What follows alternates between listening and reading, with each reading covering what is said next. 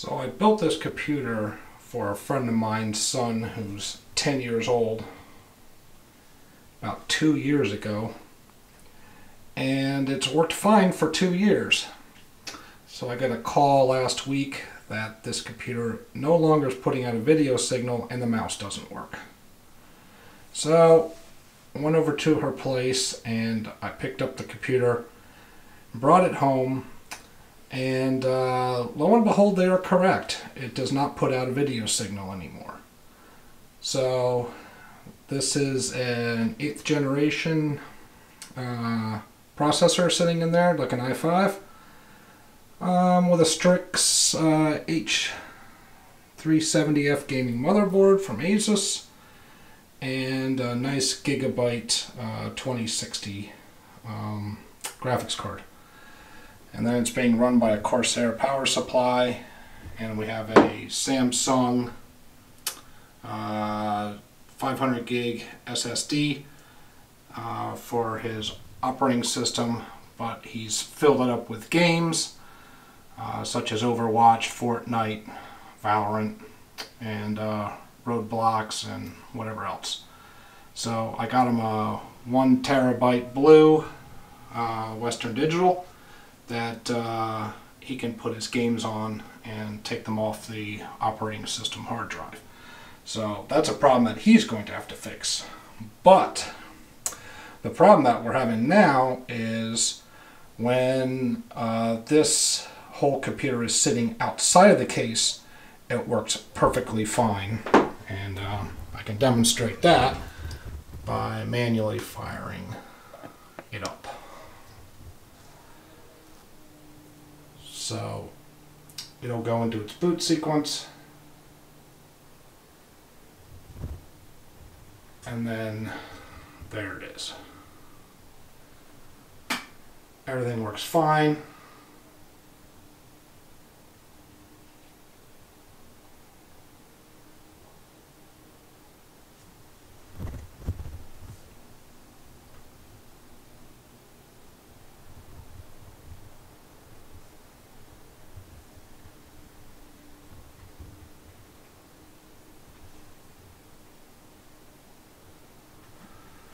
I guess I should plug it into the graphics card and not into the board. Probably give us a better picture.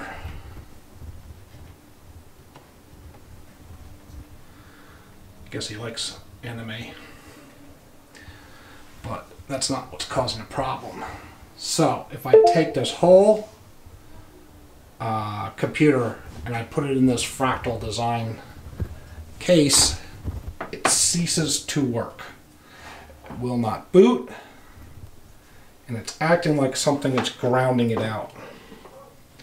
It is the strangest thing I've ever seen. It has no desire to fire up, but then you pull everything back out again and it works perfectly fine. But if you put everything in and you press the power button, it only fires, it tries to fire once, and then it will do nothing until you pull the whole system back out again and put it like on this box. So if everything works outside of the box and the case prevents it from working, maybe there's a ground or something going on. It is the strangest thing. But it'll fire up all day long outside of the case. So if it is a power supply issue, like say when this wire or this wire going to the CPU gets stretched, maybe that's causing a short, but all the cables look in good working order. There's nothing that would suggest maybe that's happening. But it's utterly weird. So now we are going to get rid of that case, and we have a Corsair 220T RGB mid-tower case. We cannot switch sizes of the case because it lives in a custom-made desk for the child, for the kid, and those are the dimensions. And so we have to find a case that exactly matches the Fractal case. So that's what we're going with, since this is a pretty good copy of the Fractal case. So let me get this unpacked and let's see what happens.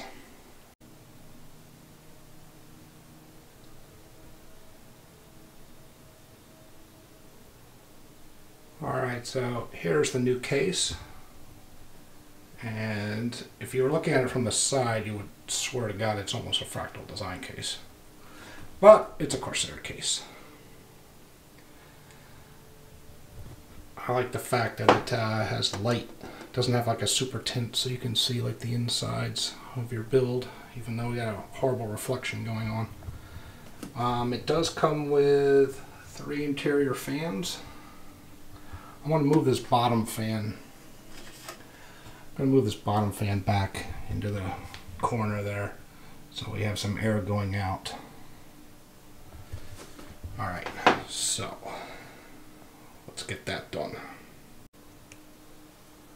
Okay, so we have the both side panels off.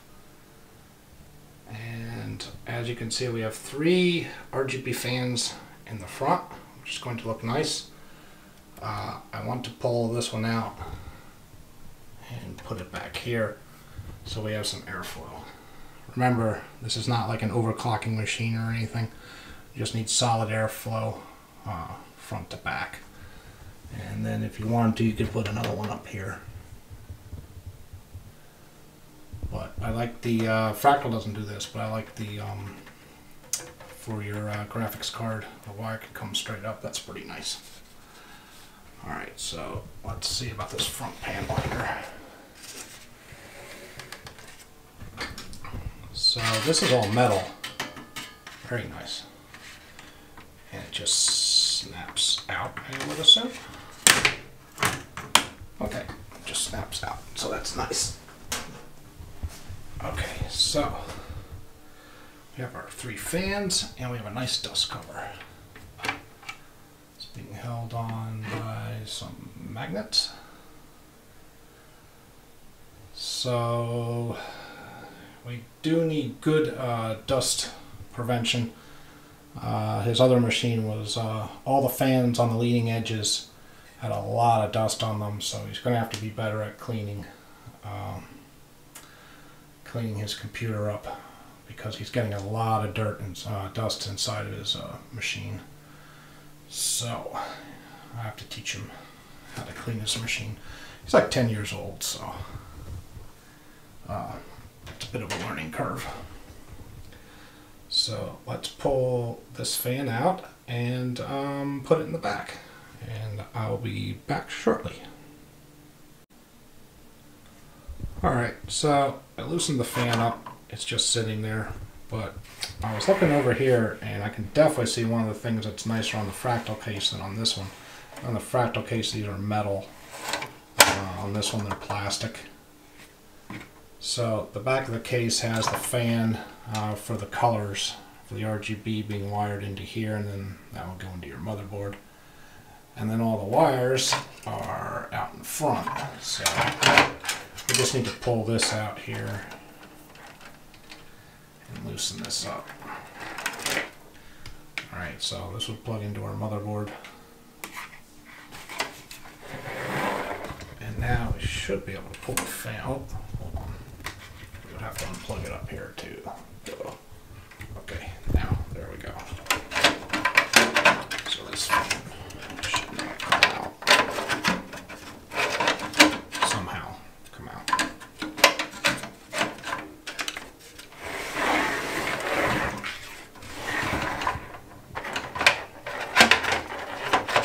Oh my goodness gracious. Really? It's being held in by the hard drive case. Look, can't get it past. Alright, so how do we move the hard drive?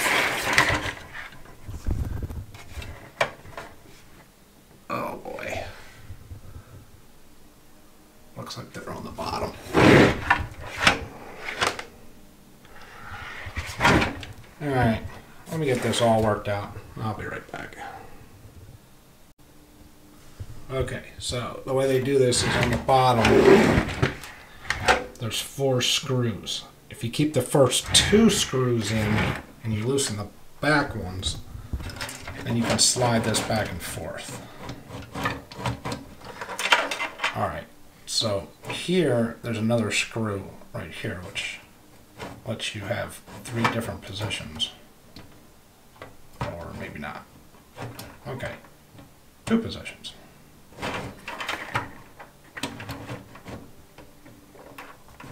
Alright, so once you get this thing moving, now the fan can come out.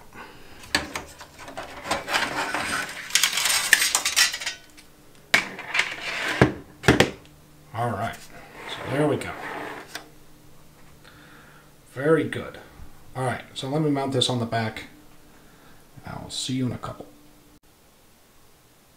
Alright, so an update. Use this screw right here to push the drive cage all the way forward, because we took the fan out so that we can have this up front, and then we have lots more room back here for our power supply. So then on the bottom you can see the 4 screws that are pushed up all the way, and then up top here we have our fan. Now, I run my fans so that the wires are up in the corner and can easily get out of the case. I did not secure this fan yet because I don't know in the motherboard how it's going to sit or orient. So, when I get a final look at that, then I'll tap this all the way in and secure up the fan. Alright, time to prep the case for the motherboard. Alright, so let me give you a quick update on what's going on. I have the board, graphics card, power all hooked up. So let's talk about some of the things that were weird on this case. One thing is, get this turned around. If you move this drive bay up all the way to the front, you can't get that drive out, or you can't put it in. So, put this in first, and then slide it forward and lock it into place. Those drive bays are plastic, so we can see where they cut corners over the Fractal, because here's the Fractal drive bay. It's all metal with nice little bumpers on them for your mechanical so they don't go vibrating all over the place. So you can see that that was a cutting of a corner by Corsair. So then the other thing which was interesting was, this is the SSD drive mount plate for Fractal, and anytime you had to work on any of the drives you always had to pull them both down, which was annoying. So it's good to see that Corsair changed that. So you have one drive right here which is separate, and the other drive right here which is separate. So you can work on them individually without having to pull them both down at the same time. Oh boy. So let's continue on. So everything is inside, and we just need to do a test boot to see if the ghosts from the Fractal case are gone and we can get a proper boot in this case.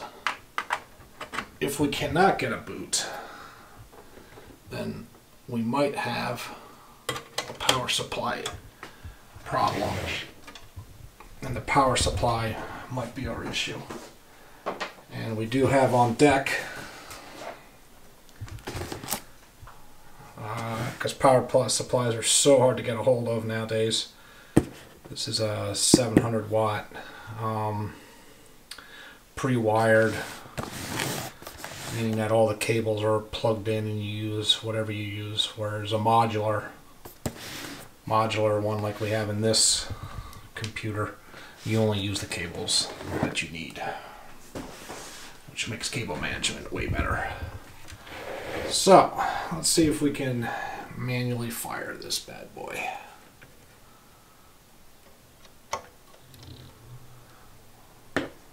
Alright, that's a good sign. We got power actually turned on, which it did not do in the Fractal case.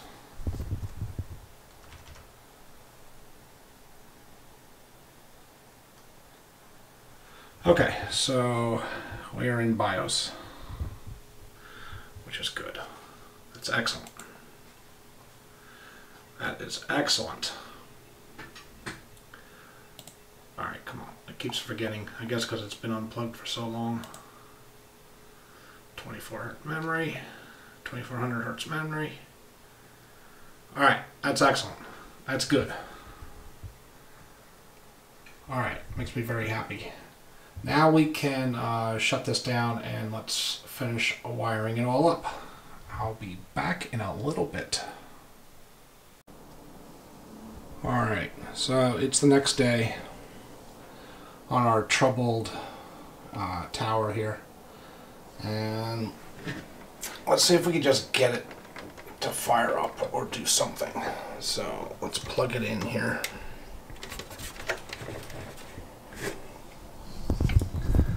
Put this down for a second.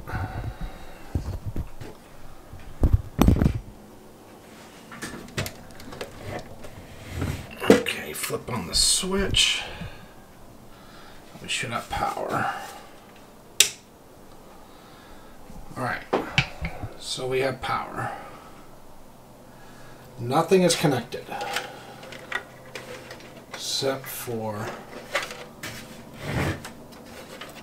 our switch up front on top here.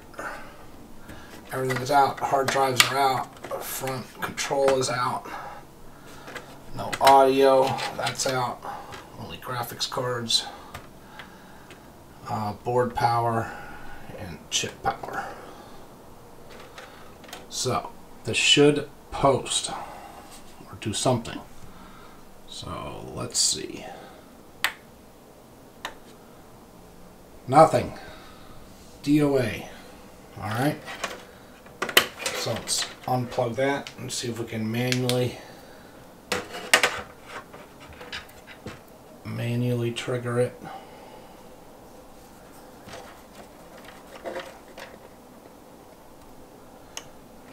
See that? The fan wanted to fire. It wanted to boot, but it stops. Total hard stop. And we try to do it again, and it does nothing. So next step, we have our brand new power supply here, and let's hope that that'll fix it. But one lesson to learn is not to put everything nice and neat back in when you're still troubleshooting. So now I have to pull all this out. I should have just tested it with this outside, and that was my mistake, because now I have to pull that hard drive case out just to get this out, because you can see there's a notch right here in the case, and this will not clear going in when this is in. You have to come way back. This doesn't come from out here in, it comes from here forward. Unlike the Fractal design, which you can, pre-connect everything and then slide the power supply in.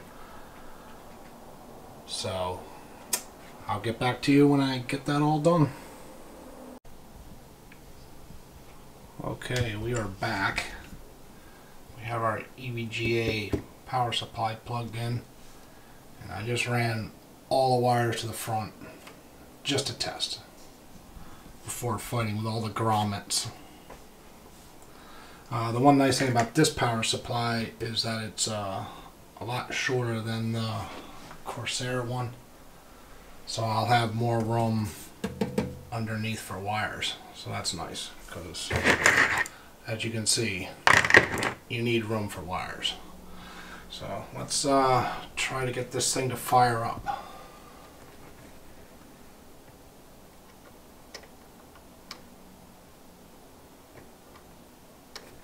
Oops, is power supply on? That always helps. Aha! Turn the power supply on first. Pro tip. Okay, so let's hit this thing. Come on, baby. Oh! It fired. Oh, that's fantastic.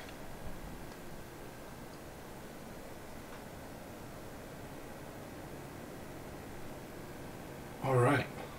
That's good. That's good news.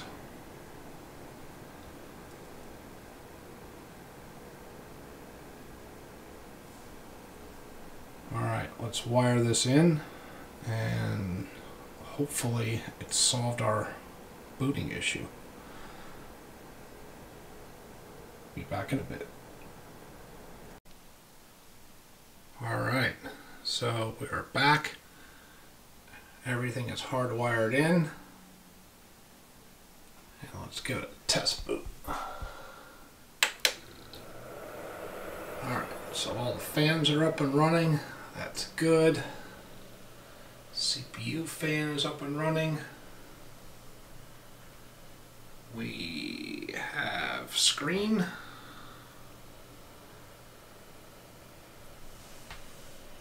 Graphics card's working.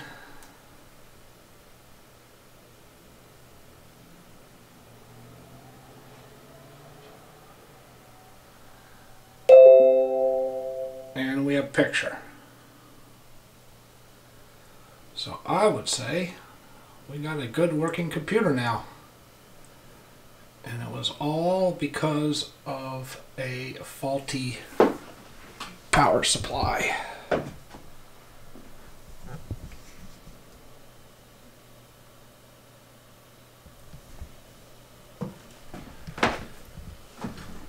So this bad boy is bad. It's kind of funny that it only works when it's outside the case, but as soon as it gets inside the case, it doesn't want to do anything. Really weird. Maybe Corsair will fix it for me. I doubt it though. Been too many years. Alright, so there we go. Power supply fixed. And for those of you that are curious about the other side, I do have to do some cable management on the back, but because the power supply, this EVGA, is so much smaller, we do have a lot more room in here before you get to the hard drive bay, so you can pack some wires in there. So I'll straighten all this up, package it up, and get it back so this kid can get back to gaming. Alright everybody, thank you very much. See you in the next one.